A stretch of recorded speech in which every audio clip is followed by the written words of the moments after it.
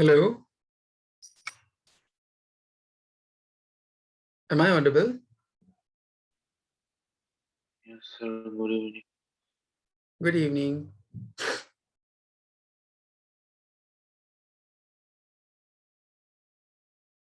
So we have to start chapter number 4, that is motion, plane or vector. Okay. Yes.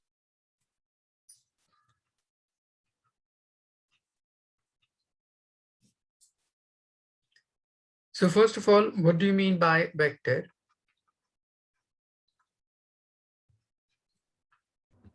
Quantity that Okay, Muhammad Umar.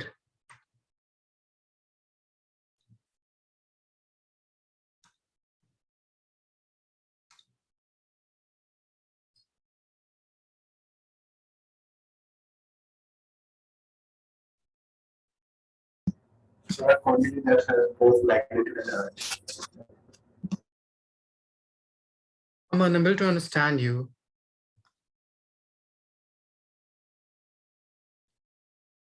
Okay.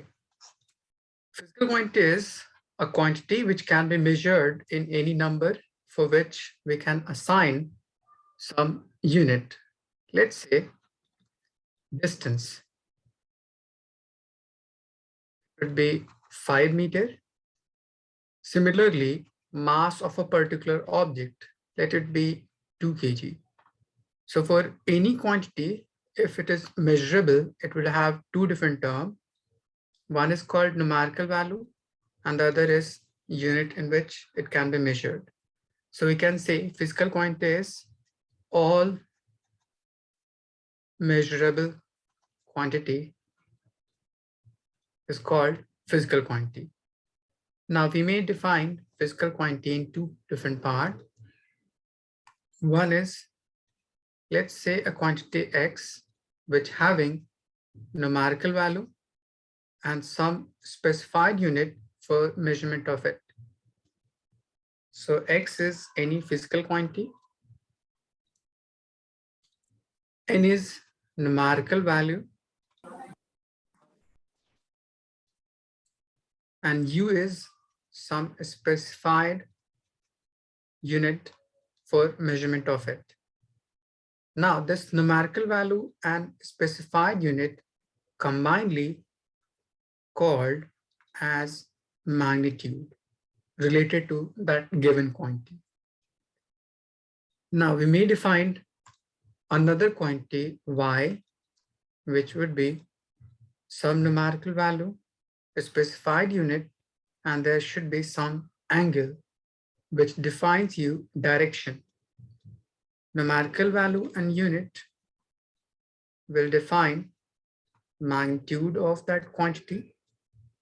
Theta will define you angle for which we can assign its direction. So we mainly have two different types of quantity or a physical quantity. First is x, which having only magnitude. So we can call it as scalar. And the other quantity y, which having both magnitude and direction. So we can call it as vector. So from this, we can state a quantity which having only magnitude is termed as scalar, and a quantity which having both magnitude and direction is called vector. So from this, we can say a quantity which having only magnitude and no proper direction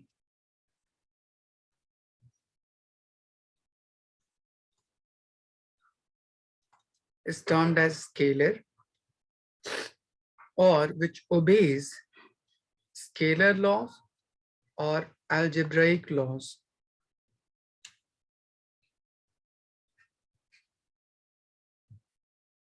Similarly, we can define vector as quantity which having both magnitude and direction and which obeys vector law.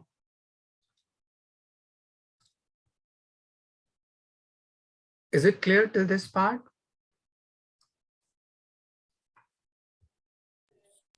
Yes, sir. Okay. Just write it down.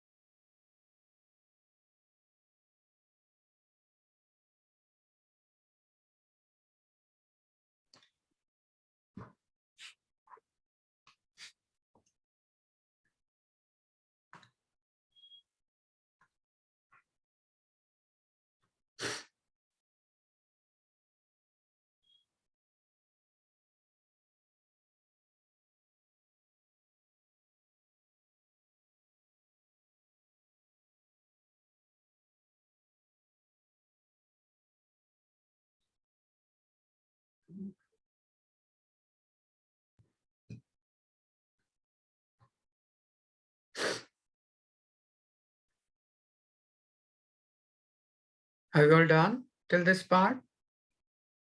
Yes, sir. 1 minute.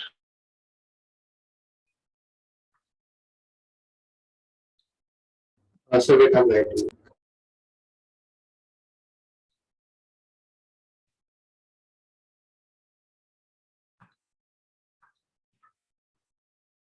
done, sir.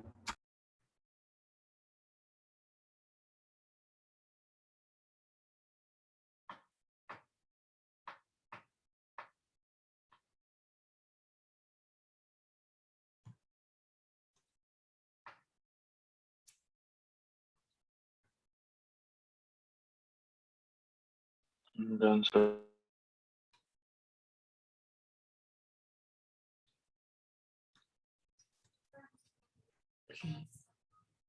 Please be there.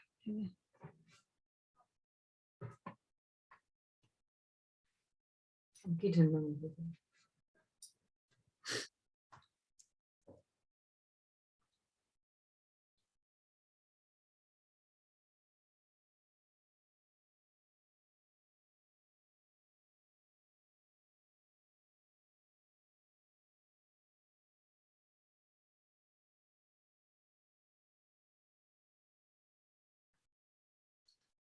Now, next is how to represent a vector. So there is two different ways of representing any vector. Next is representation of vector.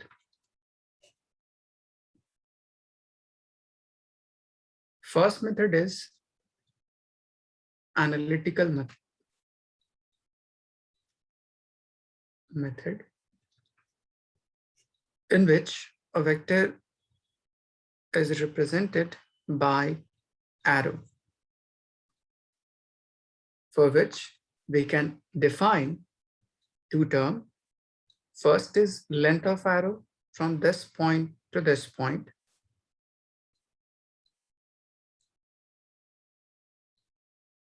And it is called magnitude of that vector. Second is arrowhead, which will define its direction. So in this representation, we have both magnitude as well as direction. So it will be termed as vector. Next is Cartesian form or method of representing any vector, for which we first define what do you mean by unit vector, as its name suggesting you unit, which means a vector having unit magnitude and then it shows direction only, is called unit vector. So you will say a vector having unit magnitude and shows direction only is called unit vector. Now, a unit vector may be defined in two different ways. One is along any coordinate axis,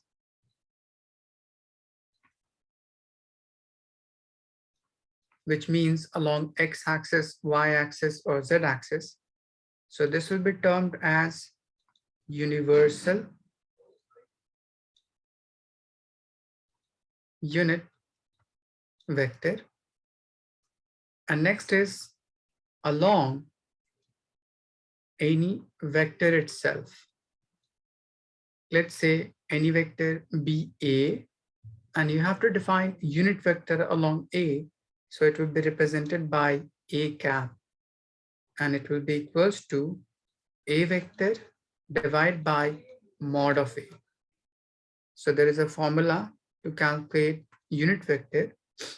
A having cap over it is a representation of unit vector, which is equals to A having arrow over it is vector, and A mod with it is called its magnitude. Similarly, to define along coordinate axis, we have three different coordinate system. One is x-axis, y-axis, and z-axis. So to define direction of x-axis, represented by I cap, to define direction y, it will be j cap, and similarly to define z-axis, it will be k cap. So you may say I cap is a unit vector to define x-axis direction, j cap to define y-axis direction, and k cap to define z-axis direction. Is it clear to this part? Yes. Okay, just write it down.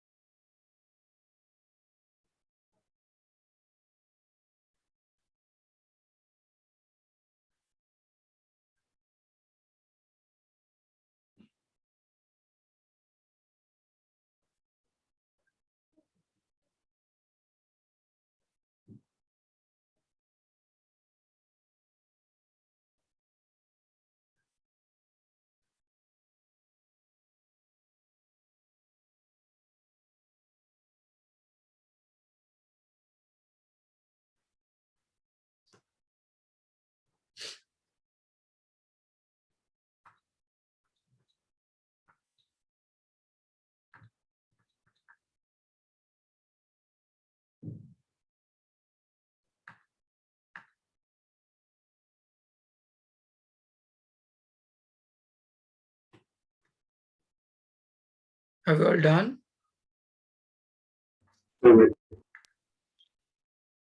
Rishan?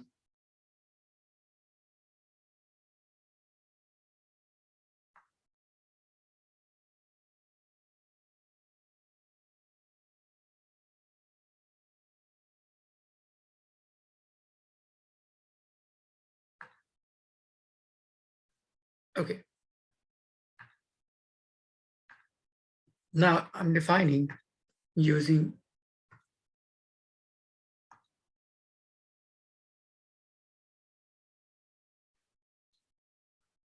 this is this is x-axis and y-axis. Suppose there is a point A which having coordinate x and y. So if you draw a vertical line from this point to x-axis and along y-axis. So length from this point to this point will be called x, and from this point to this point is termed as y. Now, if you join origin to that point like this, it will be termed as vector A. So we have to convert this coordinate system in vector. So we can write vector A would have two terms, one magnitude and the other direction. So this particular coordinate A having two terms, one x along x-axis, which will be defined by I cap, and direction along y-axis, which will be defined by j cap. So this vector A having two component, x along x-axis, so just multiply it by I cap to define it is going along x-axis, plus y by j cap to define this magnitude is along y-axis. So this representation of coordinate is termed as vector. Now, using this, if you have to calculate magnitude of this length or arrow of this particular length from this point to this point, it is nothing but hypotenuse of this triangle, which having base as x and perpendicular as y. So using Pythagoras theorem, you will be able to calculate its length from this point to this point, which will define its magnitude. So we can say, using Pythagoras theorem, mod of A, which is hypotenuse, is equals to root under base square perpendicular square. So this term will define its magnitude or length of arrow. Now, if you divide these two terms, you will get A cap, which is nothing but unit vector along A. So it will be x times I cap, y times j cap, divide by magnitude of it, x square, y square. So this is called unit vector along A. And one last term you may define, if you have to calculate inclination of this vector with respect to x-axis. So let's say this angle to be theta, for which opposite term is y, that is called perpendicular, and adjacent term is x, that is base. So tan theta is equals to perpendicular over base, which will define inclination of this vector with respect to x-axis. So we may transform this coordinate system to obtain these four different terms. Is it clear? The tan theta will defy its slope. Yeah, you may say it it will define slope, but at this time we have to calculate its inclination with respect to x-axis, which may be also called as slope.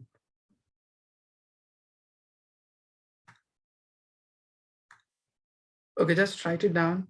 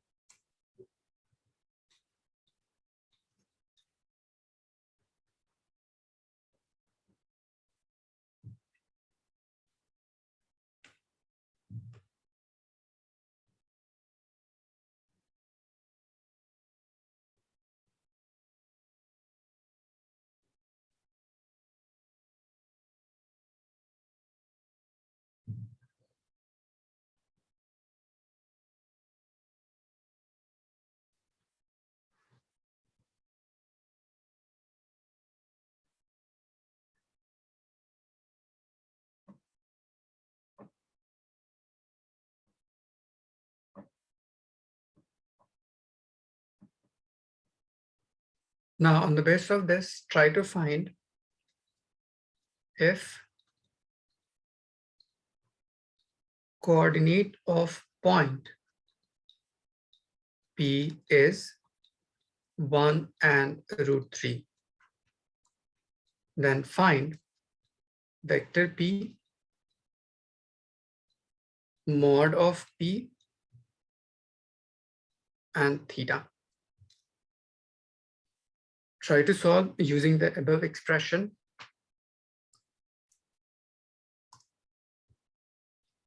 Abhinav, any doubt? No, sir. Okay.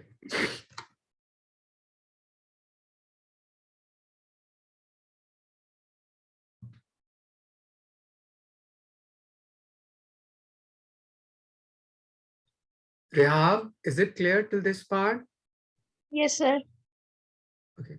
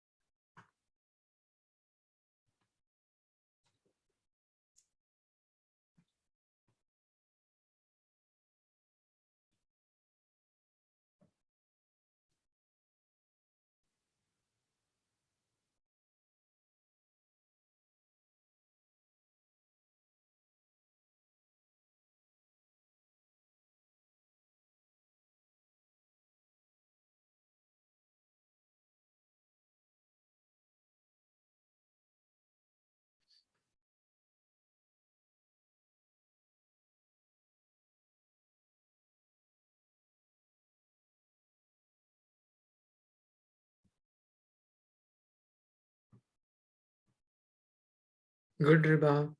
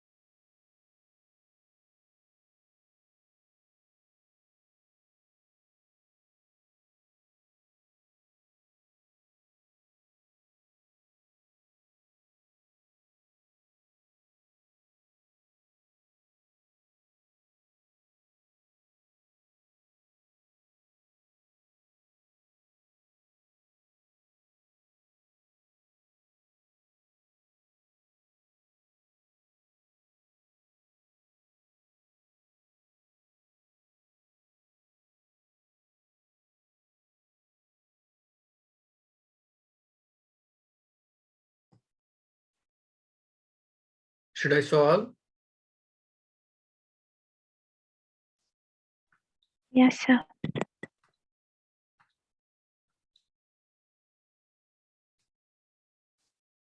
Since in this part we have two terms, one that is x coordinate, root 3 that is y coordinate.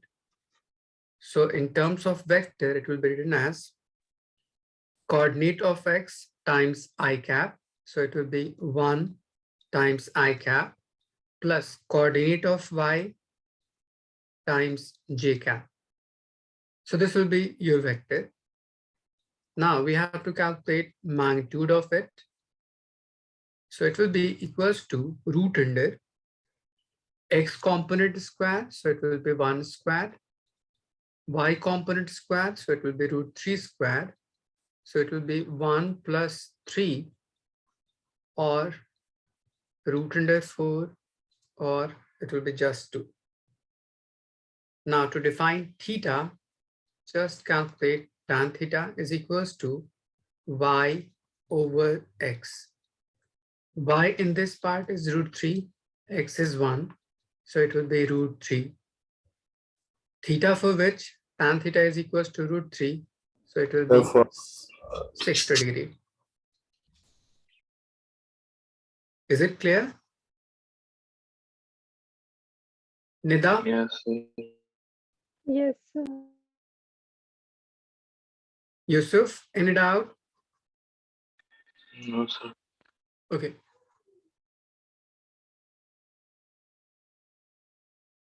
So this is how we transform any coordinate system in terms of vector.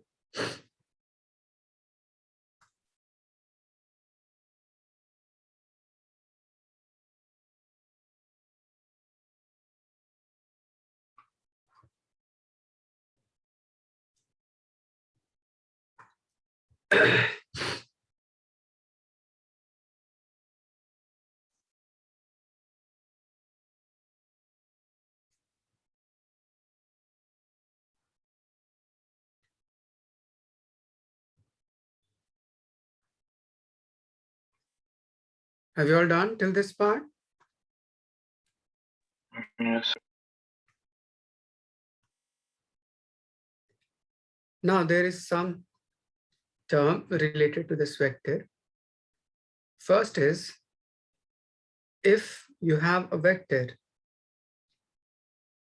say A, or if you want to slide it along this direction, or horizontally along this direction, or this direction. If length of this arrow is fixed and inclination of this arrow with respect to x-axis is constant, then you may slide a vector in any direction. There will be no any change to that vector. So we can say a vector may be displaced along any direction, keeping its length and inclination to be fixed.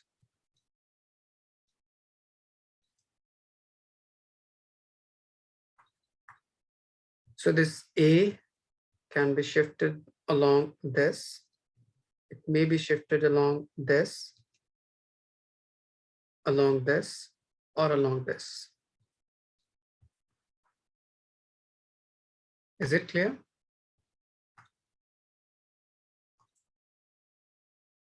Yes. Next is how you'll be able to define angle between any two vectors, or what do you mean by angle between two vectors? Angle between two vectors.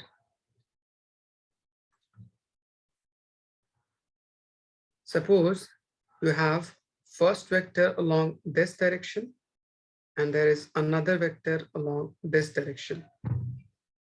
In this representation, both head of two vector is coinciding at same point. So we can say final point of these two vector is at same point. So this will be termed as co-terminal vector. So you can say vector having same final point is called co-terminal vector. Similarly, if you have a vector A and there is another vector B, if initial point of both vector or starting point of both vector is same, then it's termed as co-initial vector. Or you can say vector having same initial point. Now for these two representation, we have two different angles. One would be smaller to this and other reflex of this.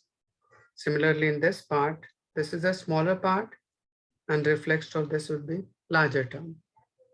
So angle between any two vectors is defined as arrange two vector to form co-initial vector or co-terminal vector, then the smaller angle in between them is called as angle between two vectors. So we can state arrange two vector as co-initial or co-terminal. Then smaller angle in between them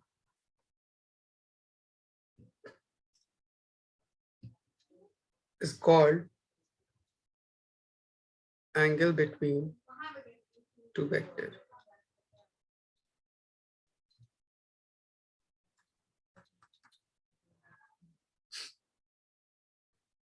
Muhammad Umar, any doubt?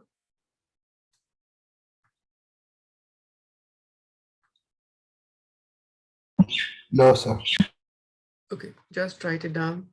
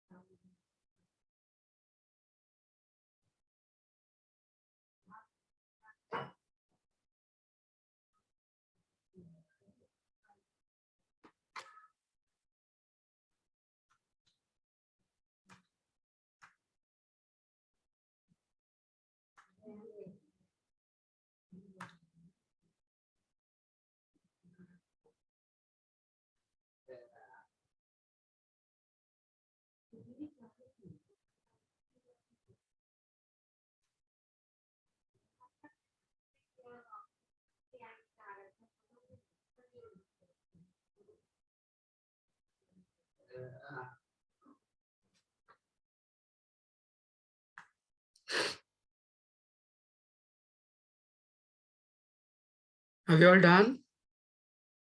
Done, sir. Last point, sir. Rishan?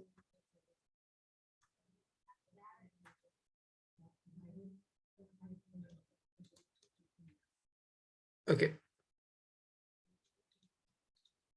Find angle between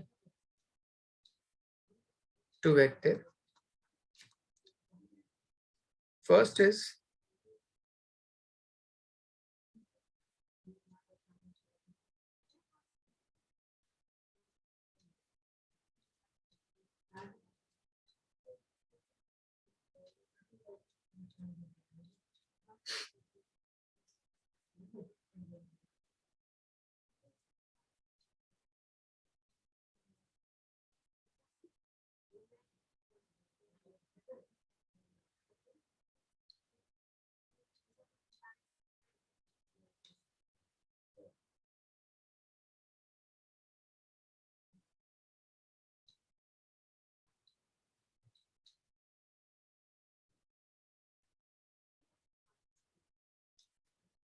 try to find angle between two vectors using the above concept.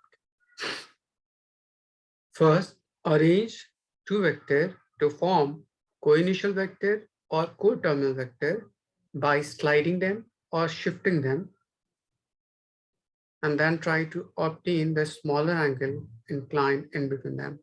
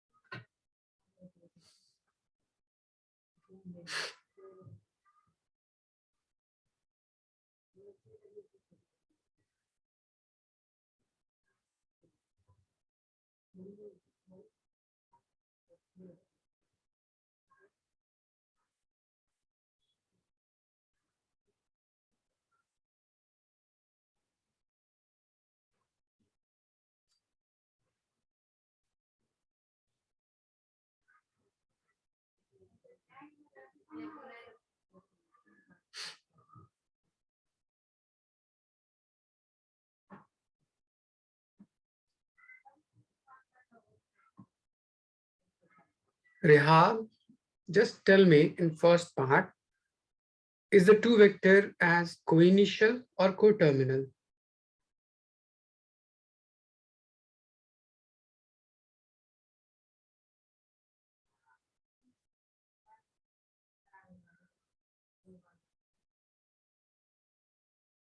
Nida, just tell me in first part, A and B is co-initial or co-terminal?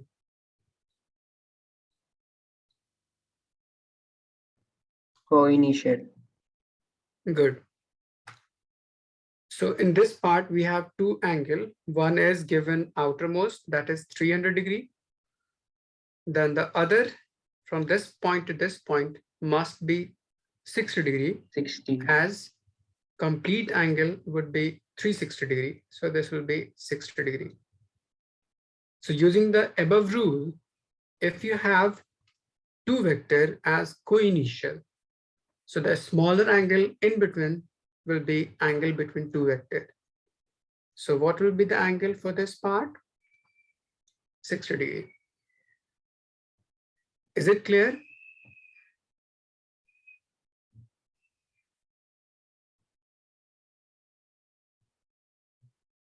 Rehab, is it clear? Yes, sir. Okay. Now just check in the second example.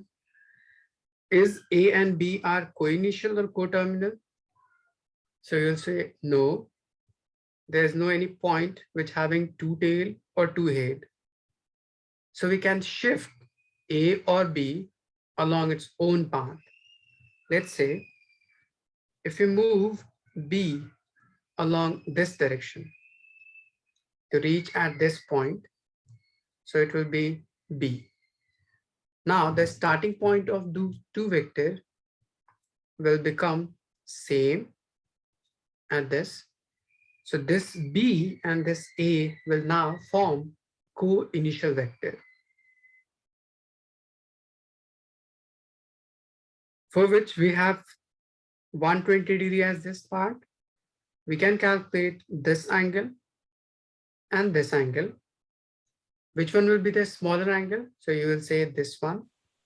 On a straight line, total angle will be sum up to 180. If this is 120, so this must be 60. Abhinav, is it clear? Yes, sir. Okay. So in this part also, if we calculate angle between two vectors, it will be again 60. Mohammed Umar, any doubt?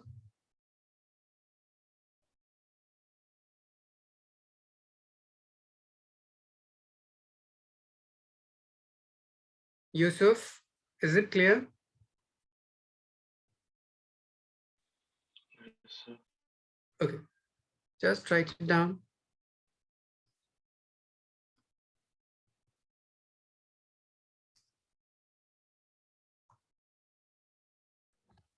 Sir, can you explain the second one again? In the second example, we have A along this direction and B along this direction. There is no any common point which having two tail, so that to form co-initial vector or two head to form coterminal vector. Then we have to shift vector A or vector B to form co-initial vector or coterminal vector. So let's say we have B along. Sir, can we bring vector A down? Yeah, you may shift it. Let's say B is along this direction. If we shift vector A in downward direction,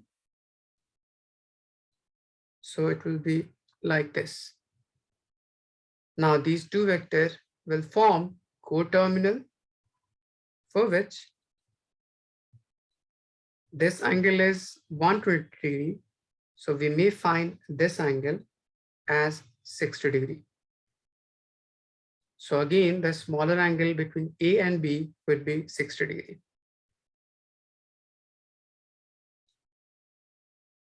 Is it clear?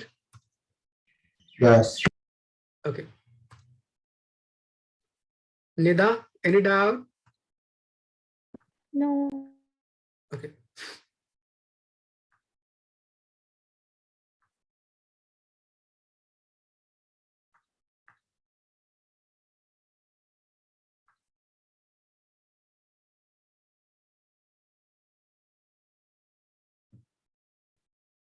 Now, using these terms, we have to define condition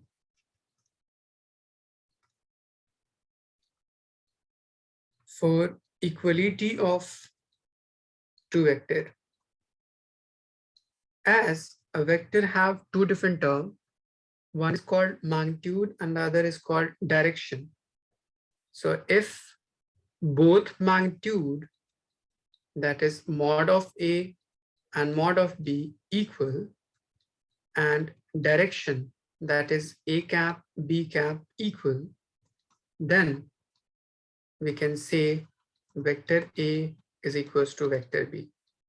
Or you can say for equality of two vectors, both magnitude and direction must be equal for two terms.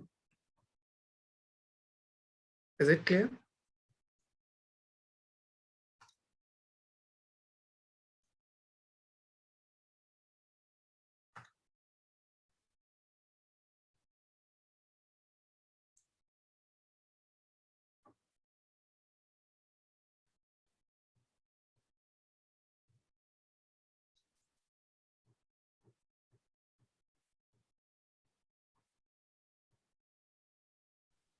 Yes, sir.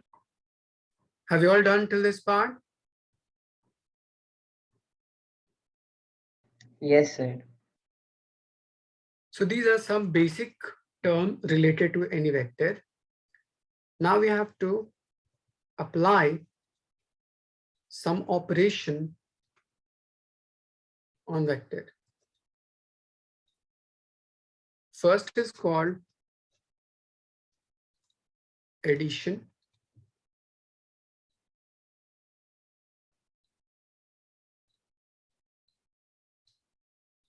We may add two vectors in two different terms depending upon its representation. First is called algebraic method.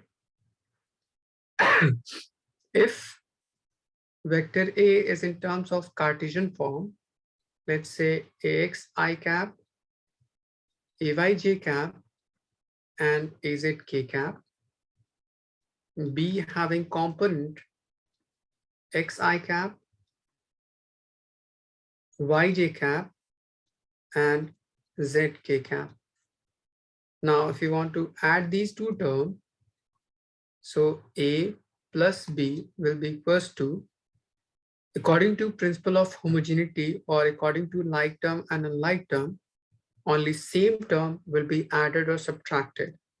So in first vector A, which having x as I component or x component, similarly in vector B, we have bx as I component or x component. So they will be added or subtracted together. And similarly, the rest of the term. So it will be ax plus bx I cap, ay plus by j cap, and az plus bz k cap. Is it clear?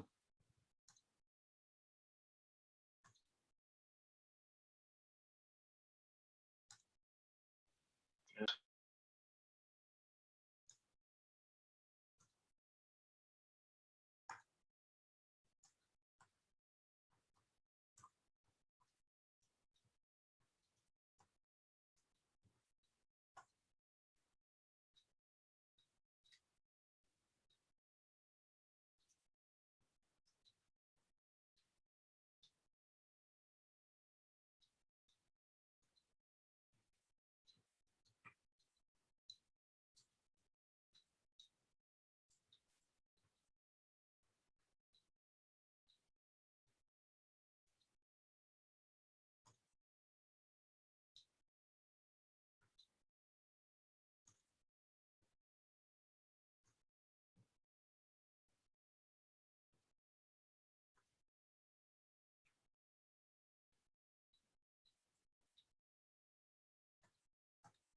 I've given you A in terms of coordinate system.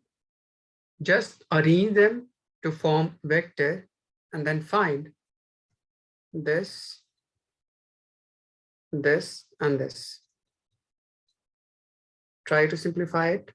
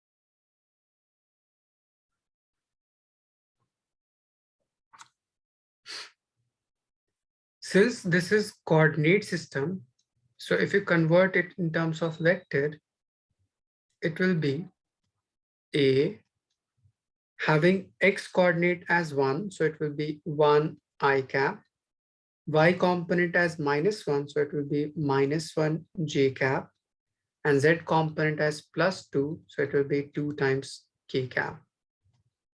Similarly, b vector or b in terms of vector can be written as 3 along I cap, 2 along j cap, and 1 along k cap.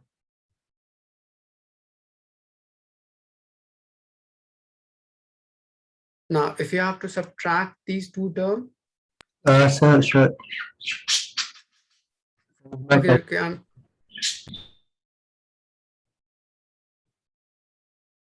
so A is I cap minus j cap plus 2k cap minus B is 3I cap minus 2j cap and plus k cap. Now, if you expand this or open this particular bracket, you will get I cap minus j cap plus 2k cap. This minus on multiplied with this plus will become 3 times I cap. Minus and minus will become plus 2 times j cap, and minus and plus will be minus of k cap. Now arrange them. This is I cap and this is minus 3I cap. So it will become minus of 2I cap, minus j cap, and plus 2j cap. So it will be plus j cap, plus 2k cap, and minus k cap. So it will be only k cap. So this will be your final expression for A minus B.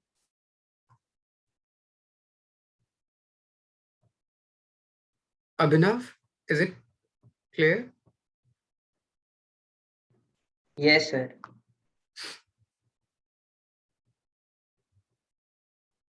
Yusuf, any doubt?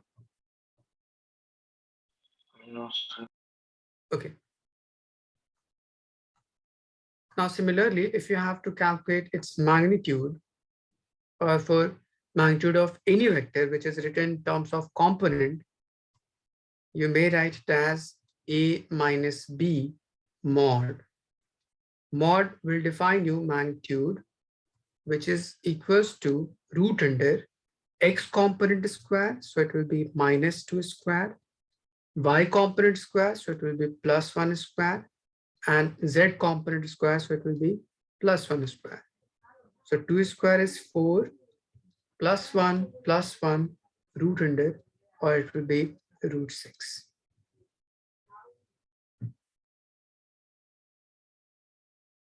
So this is algebraic method of adding two vector, or if vector is given in terms of component wise, or Cartesian form.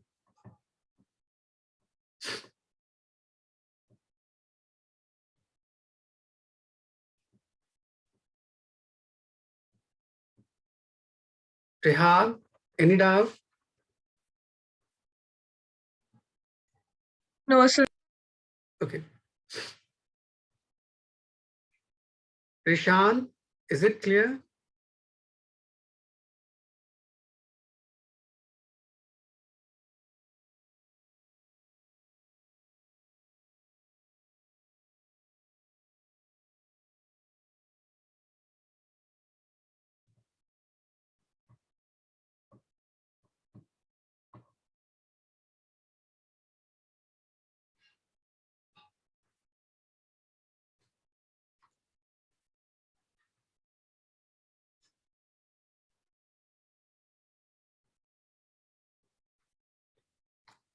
Have you all done till this part?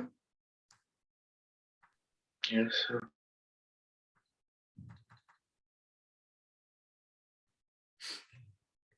Now next is analytical method of adding any two vector, in which we may define three different terms.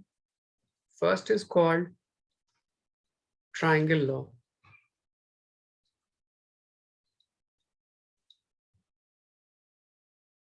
Suppose you have one vector along this direction and the other is along this direction.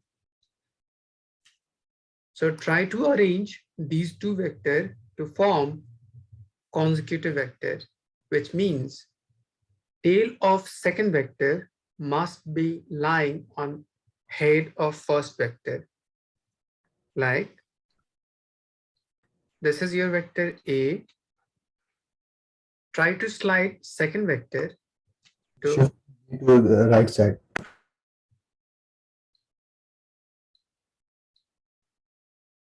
like this, so that these two vectors arrange in consecutive manner. So it will be termed as consecutive vector. Now resultant of these two vectors will join from tail of first to the head of final. So it will be along this direction.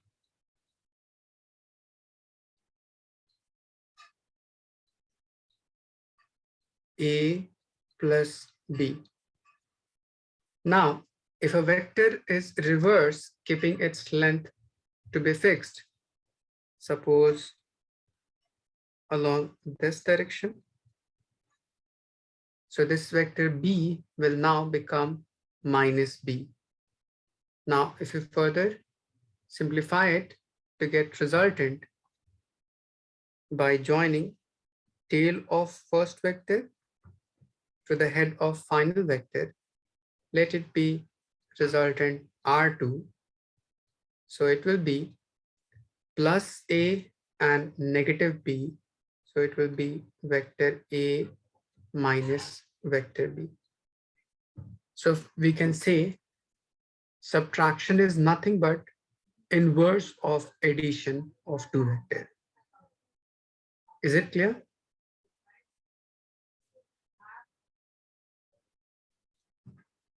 So put the tail of second vector to the, Sir, just 1 minute, to the head of first, so that to form consecutive vector. Then resultant will join from the tail of first to the head of second vector. So you will say R1 will be equals to A plus B, and similarly R2 will be equals to A plus minus of B, or you can say it will be A minus B. Yes, Umar. sir, can you explain how did it become minus B after moving it down? Okay, What's the logic? since B is along this direction, so if you slide this vector along downward, it will be again B. But if you change its direction, so this will be opposite to this, then we have written minus B. Is it clear? Okay. Or you can say if a vector along this direction is in plus, so on going along downward direction, in this method, I'm just changing only its direction. Length is fixed, so it will be termed as minus A.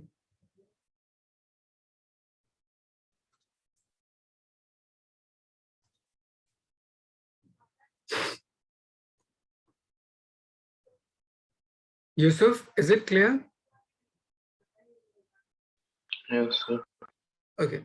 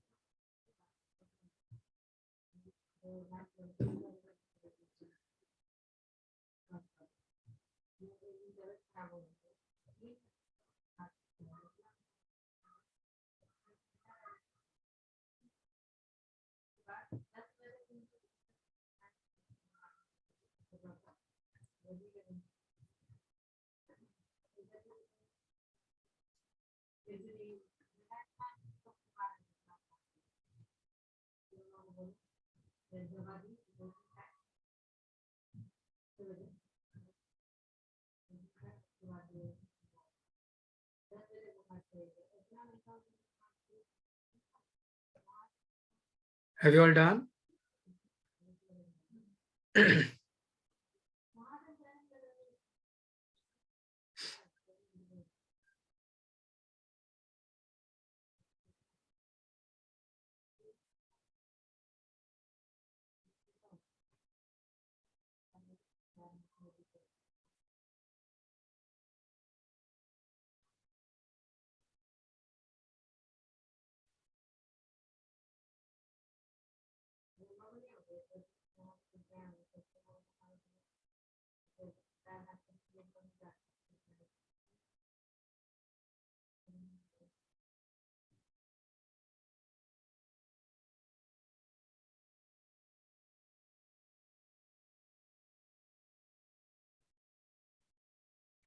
Now, next is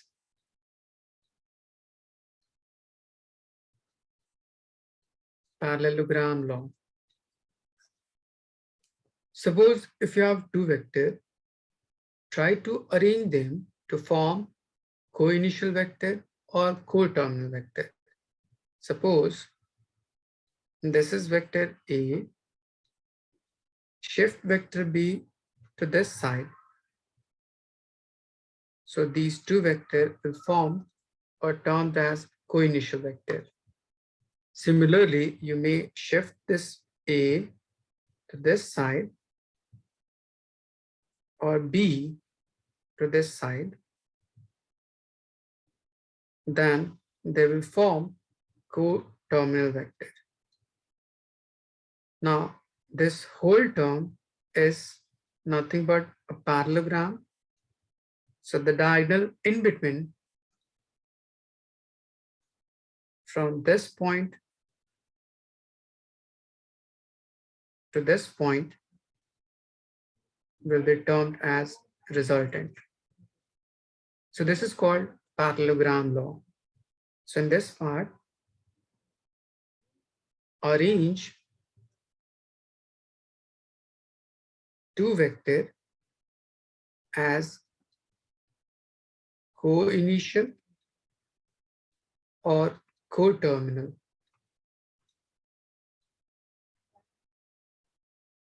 Then they will form parallelogram. So diagonal in between them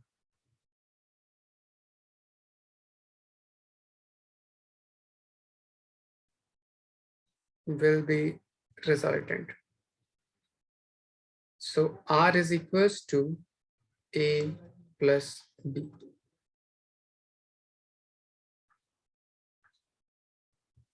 Is it clear? Mohammed Umar? Yes, sir. Okay, just write it down.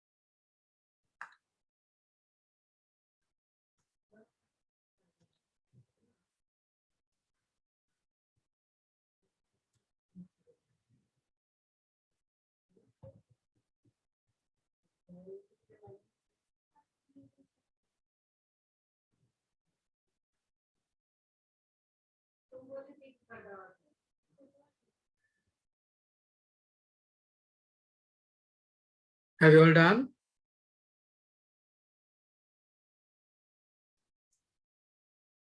One minute. Okay.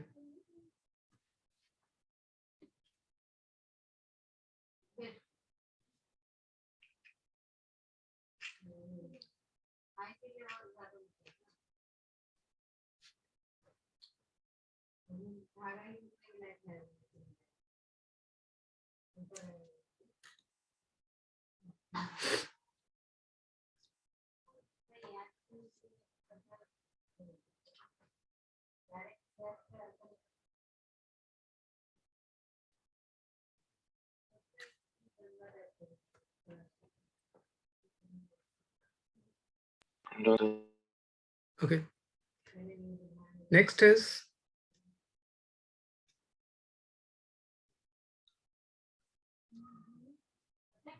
Polygon Law, or you can say extended form of Triangle Law. So Polygon law is omitted, I guess. Right?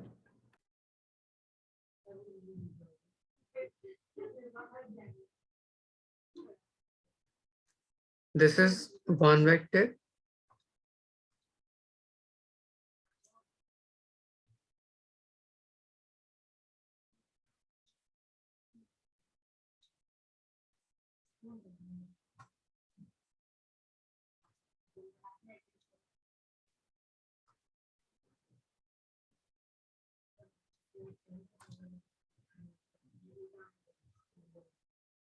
Okay. This is another vector. This is another.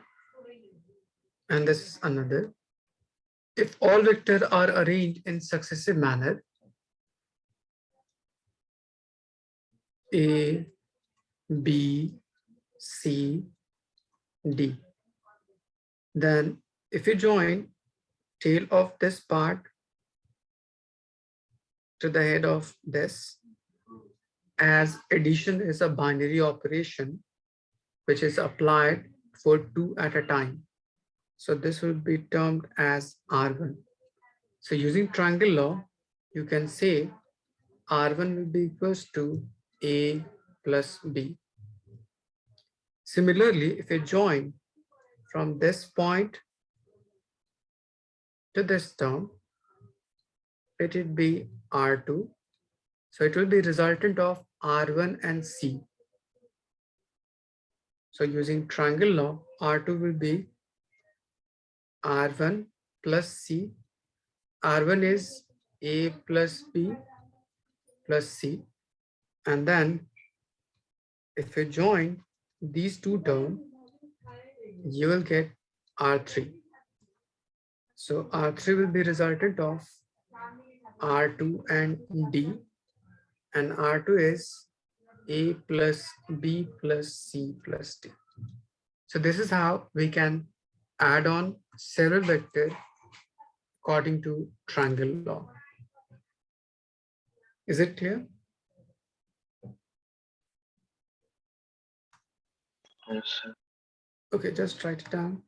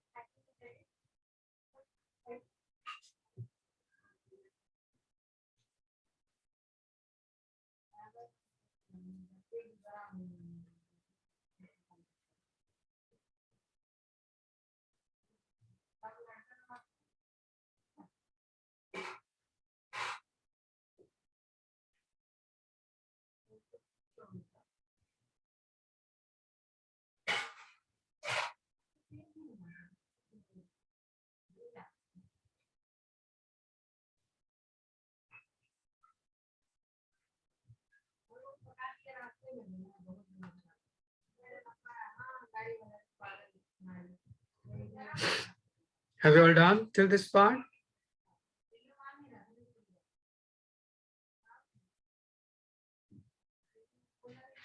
So doing the diagram.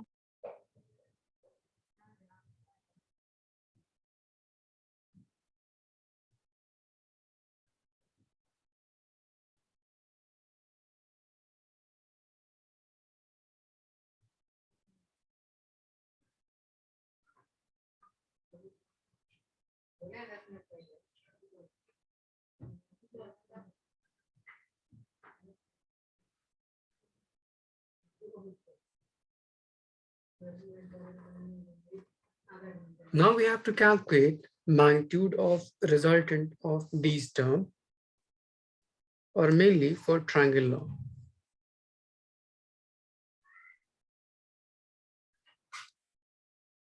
Magnitude of resultant of two vector. Let's say first vector is A. So take its length as this term.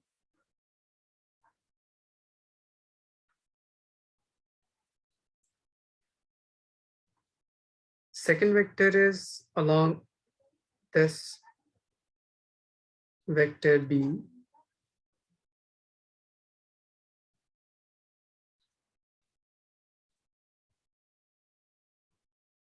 So this will be B and this will be A from this point to this point.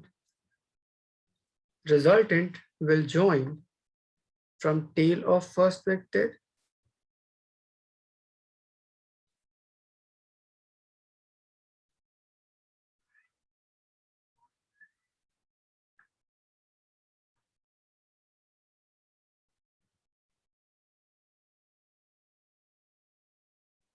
so this will be R. So if you draw for these 2 points,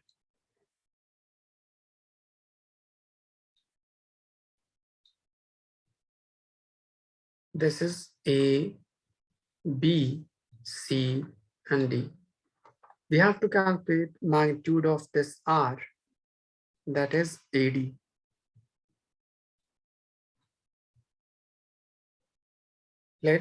If you extend this A along this path, this will be inclination between A and B.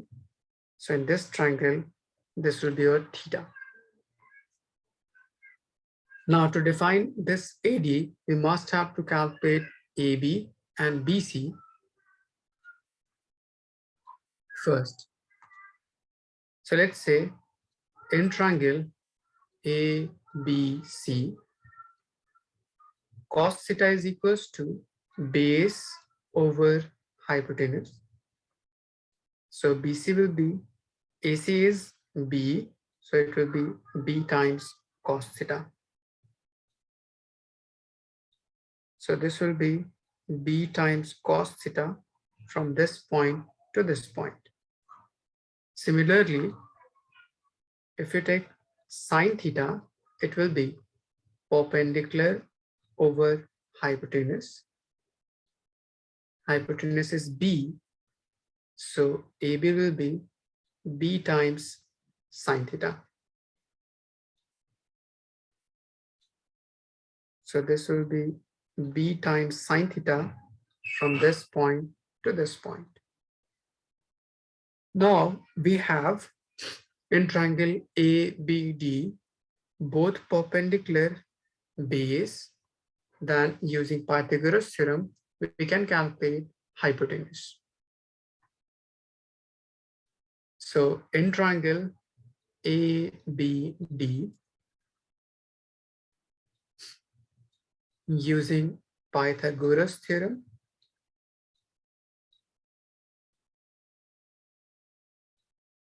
it will be AD square is equals to perpendicular square plus base square. Base is BC plus CD whole square.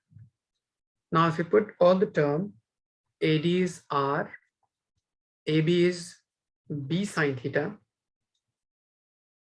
BC is B cos theta, and CD is A whole square. Now, if you expand this, B square sine square theta, in this bracket, we have two terms and whole square over it. So it will be A square plus B square plus 2AB cos theta. Now, if we take B square as common from first two terms, you will get B square sine square theta plus cos square theta plus A square plus 2AB cos theta. Sine square cos square is 1. So you will left with B square plus A square plus 2AB cos theta. Or if you move square to other side to calculate just R, so it will be root under A square B square 2AB cos theta as your final expression for resultant of N2 vector. Is it clear?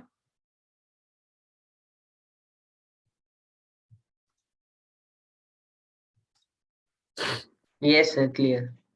Okay.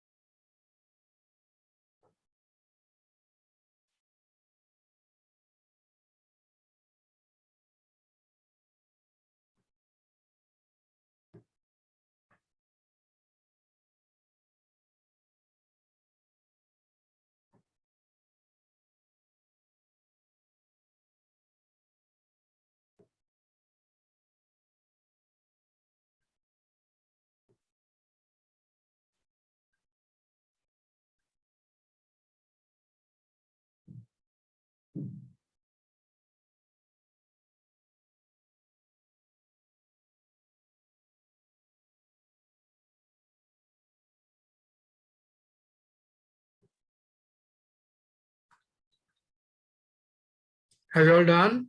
Yusuf? Yes, sir. Onwards.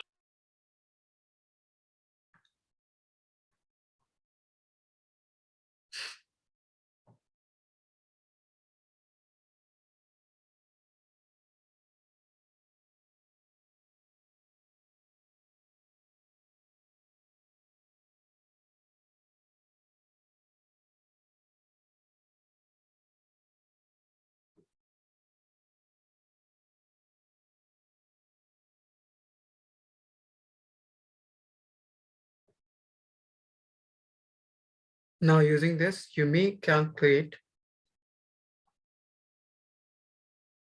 direction of resultant.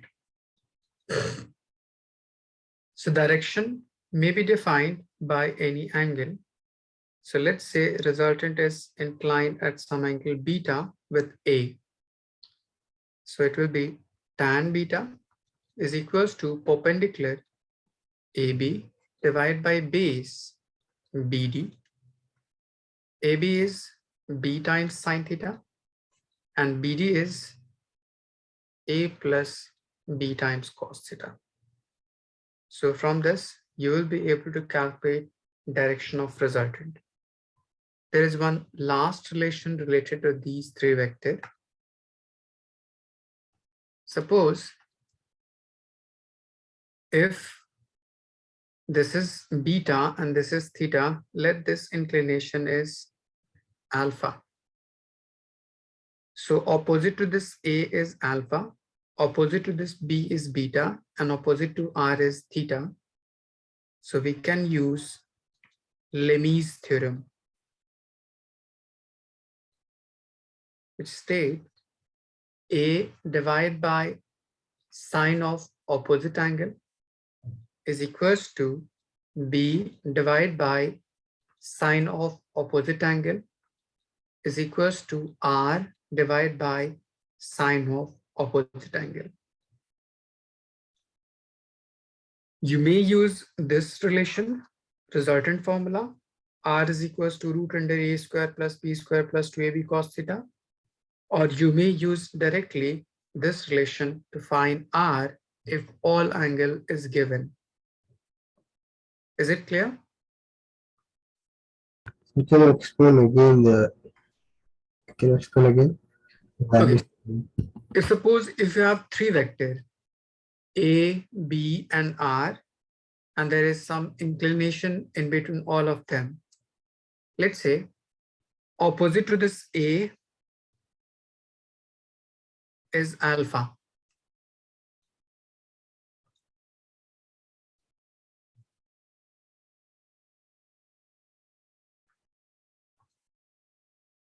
This is vector B. So opposite to A is alpha. So it will be A divided by sine of alpha. Similarly, opposite to this vector B is beta. So it will be B divided by sine beta. And opposite to this resultant is theta. So it will be R divided by sine theta. So this all ratio would be equal. Okay, sir. So can you zoom out?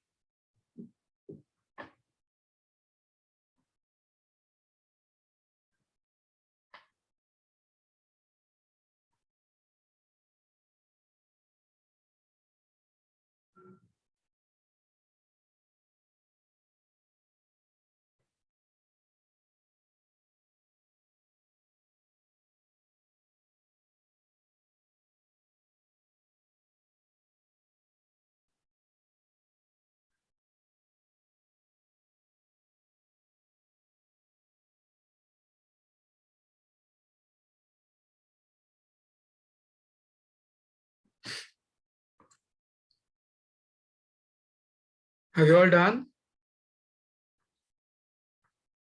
Yes, sir.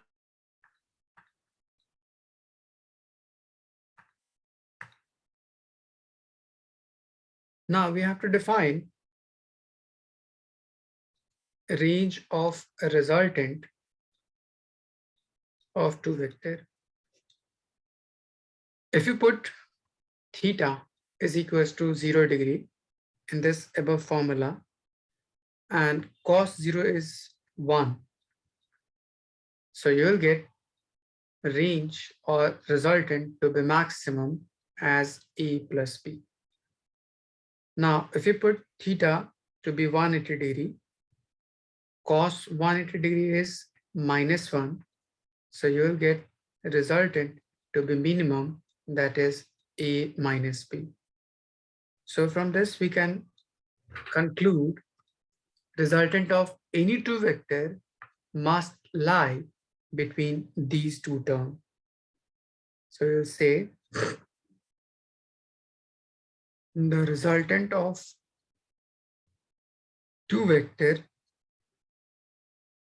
will lie from a minus b, that is minimum value, to a plus b. Is it clear?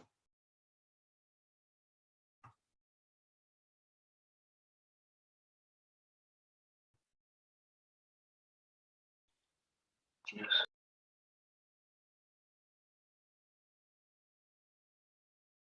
I'm giving you one example related to this.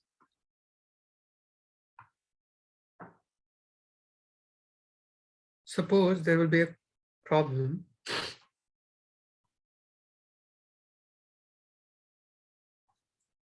if magnitude of two vector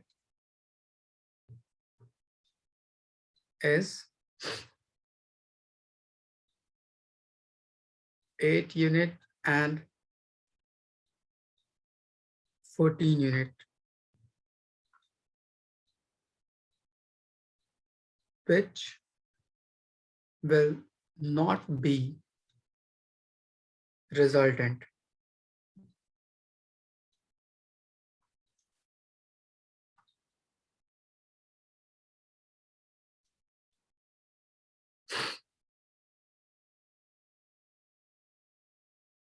Five unit,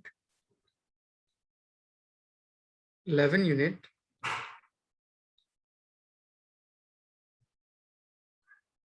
20 unit, 25 unit. Try to solve using this rule. Now, can you read out the question?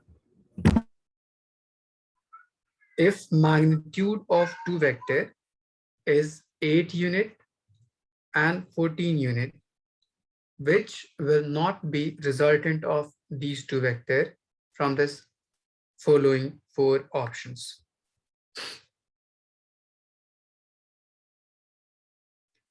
So just remember, resultant of any two vector must lie from minimum value of resultant will be a minus b, or difference of the two term, to the maximum value, that is sum of two term. Check which of these following term will be in the range of these two terms.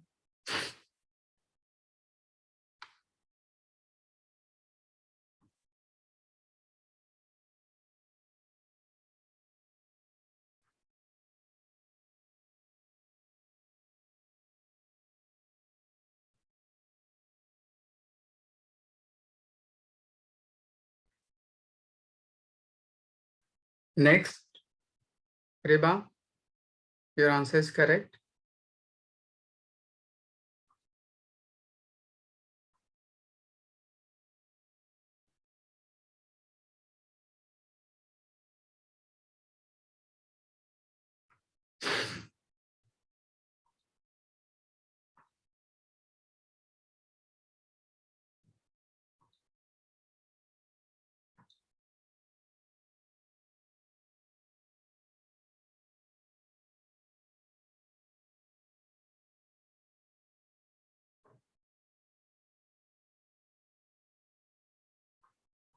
Good, Riba.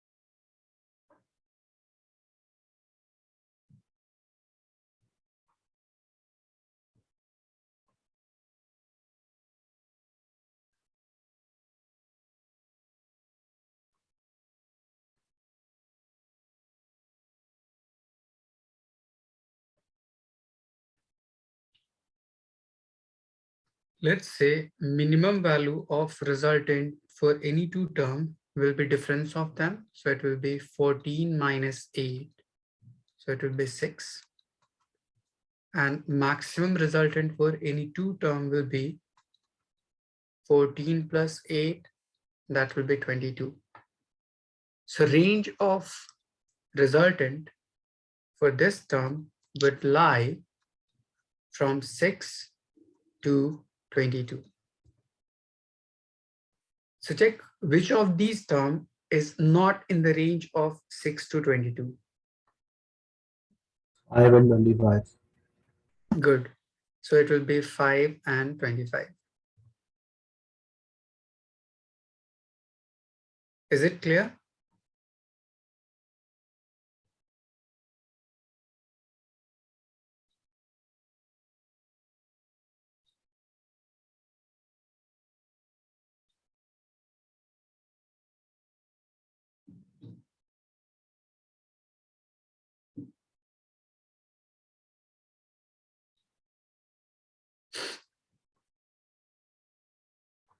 Rehab, any doubt? No, sir. Okay.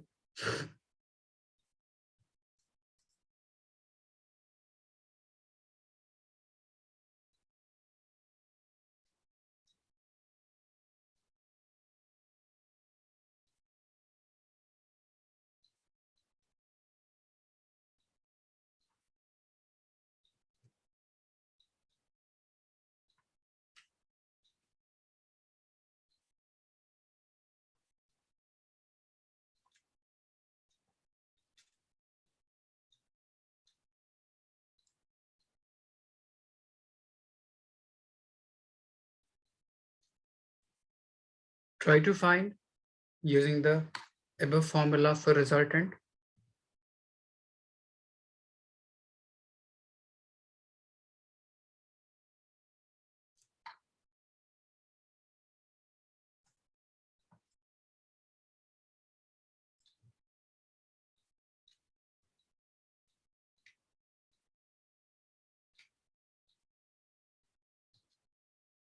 Just put all the values in this expression and simplify it.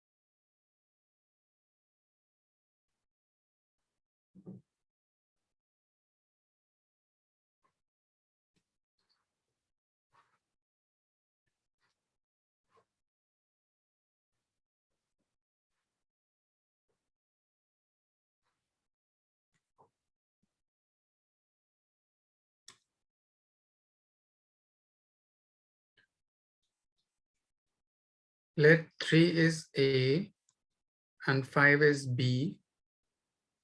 Theta is 60 degrees. Put all these values in this expression and simplify it.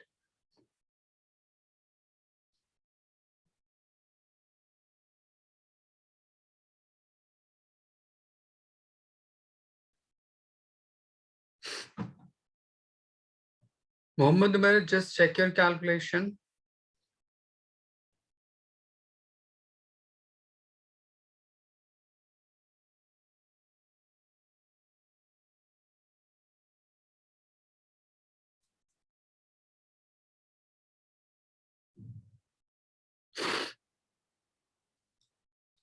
We have A is equals to 3. So square of it. B is equals to 5 and 2AB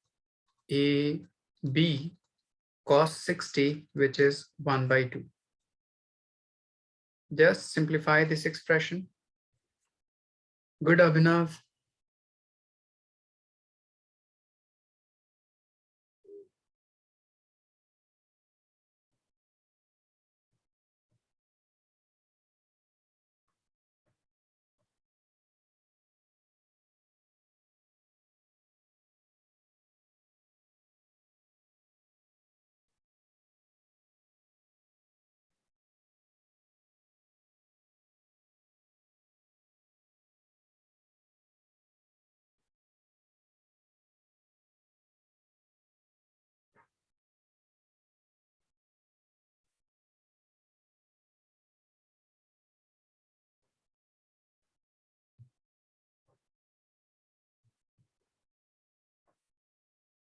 Good, Mohammed Umar. Riba, just send me your answer.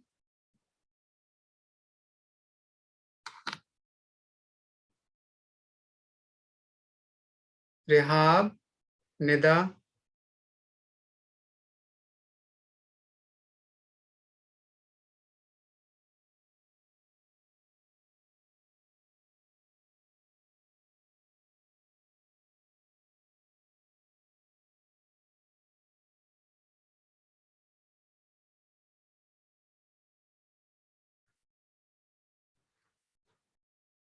Yusuf, just check your calculation.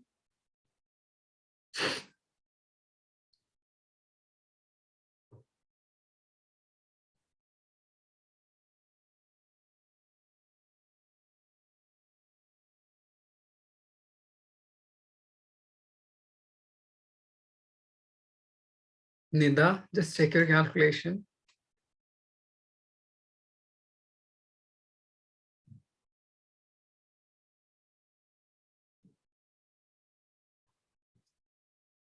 Good, Yusuf.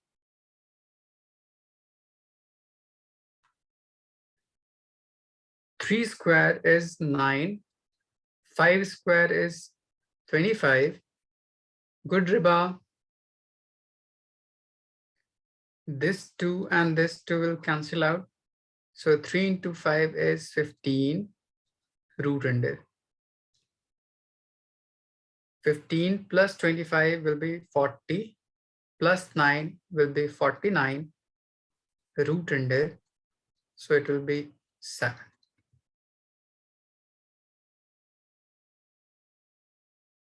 Rehab, is it clear? Yes, sir.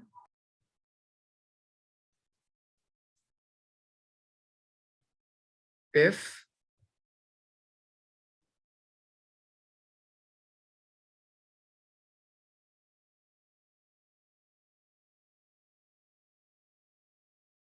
A is equals to B is equals to R, let's say is equals to 5 unit.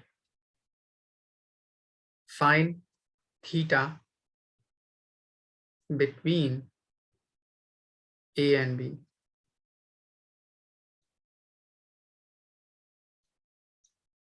Just put all the values in this and try to find theta.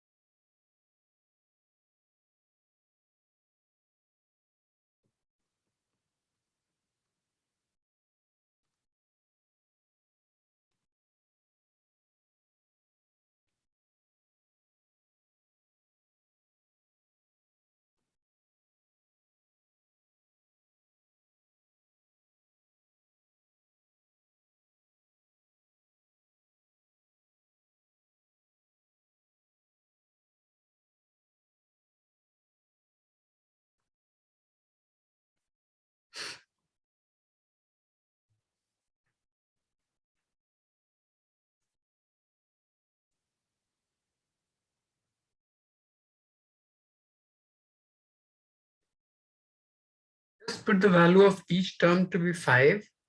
Take squaring both sides and simplify it to get theta.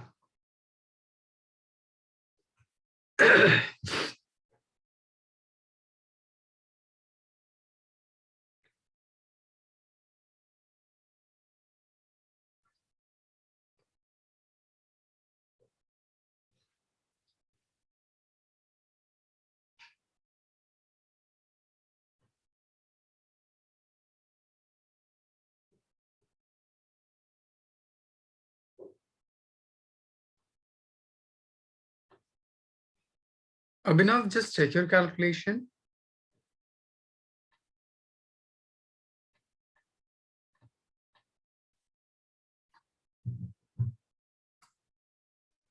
Okay, sir.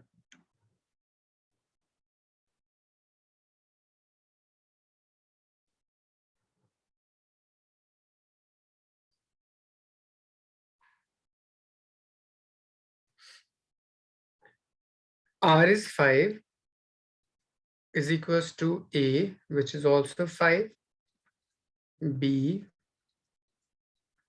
plus 2 into A into B cos theta root under. So on squaring both sides, you will get 5 square, 25, 25 plus 50 times cos theta. Move rest term to the other side. This 25 and this 25 will cancel out. So you will get 50 cos theta is equals to minus 25. Move this 50 to the other side. You will get minus 25 divided by 50, or it will be minus 1 by 2. Mohammad Umar, tell me the value for theta for which cos theta is minus 1 by 2. So minus 60. No, minus 60. Okay. Reba, tell me the value for theta for which cos theta is minus 1 by 2.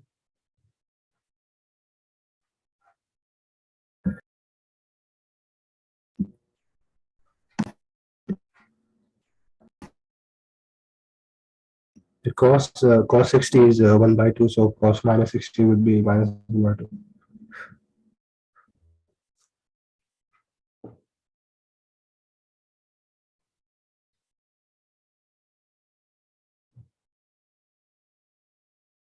Tell me the other value for theta for which cos theta is minus 1 by 2.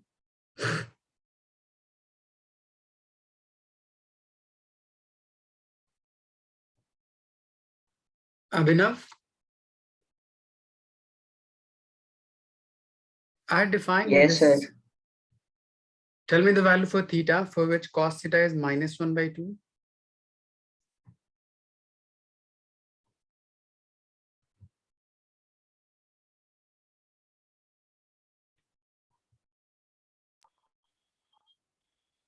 Yes, Yusuf? Sir, is it minus 30 degree? No. Just see, plus 1 by 2 will be for 60 degree. But we have minus here. So it must be supplementary of that part. And supplementary angle is calculated by subtracting it from 180 degree. So theta will be 180 degree minus 60 degree. So it will be 120 degree.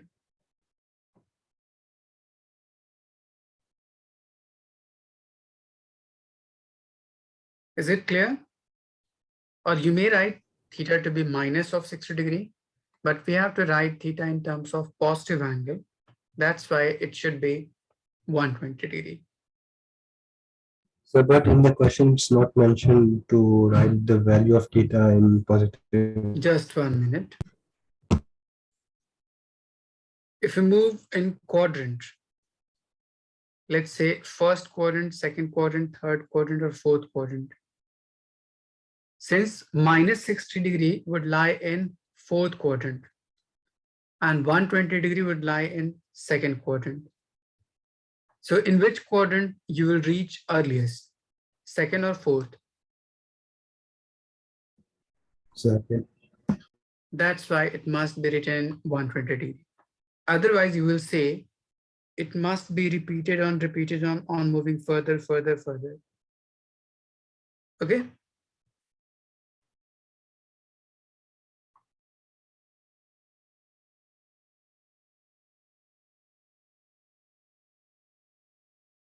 it will be same for cos of 300 degree. It will be same for cos of 480 degree and so on. So which one will be the earliest one? So you will say 120 degree. Is it clear?